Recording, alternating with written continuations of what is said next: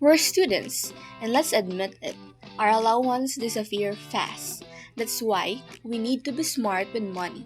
Today, let's quickly learn how to save, budget, and grow our money in a simple ways.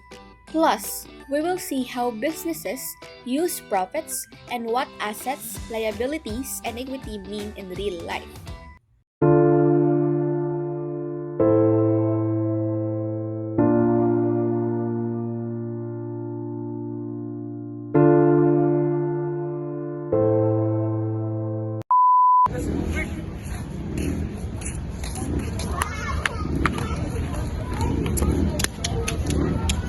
Bay, okay ra? Dili. Ano man? Wala ko ba yung station na wala sa kabayo? Pero na bay.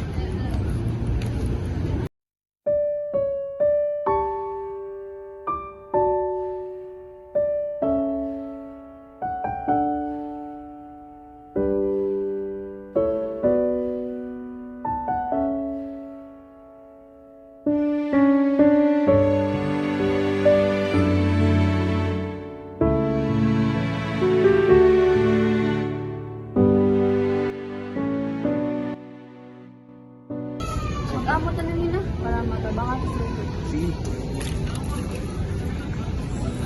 Ako lang gunit sa kwarta.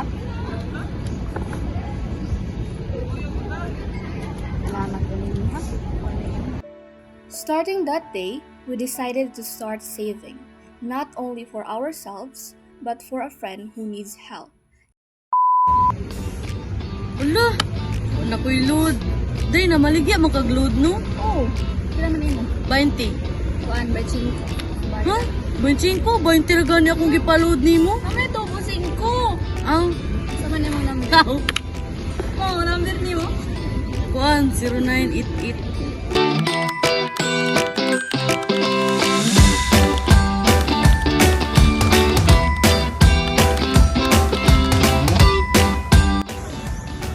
Bugas.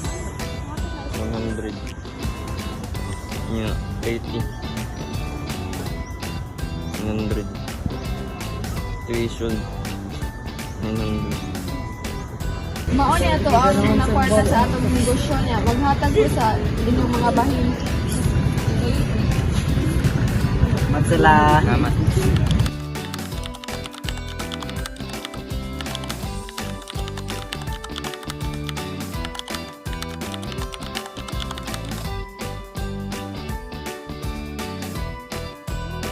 For example, in asset, helmet and money.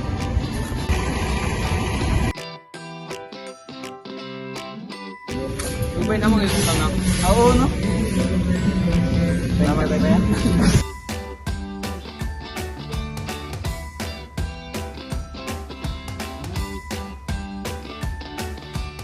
Let's all be financially smart students. Start small, save a little, and spend wisely. And learn about money. Because the choice we make today can shape our future.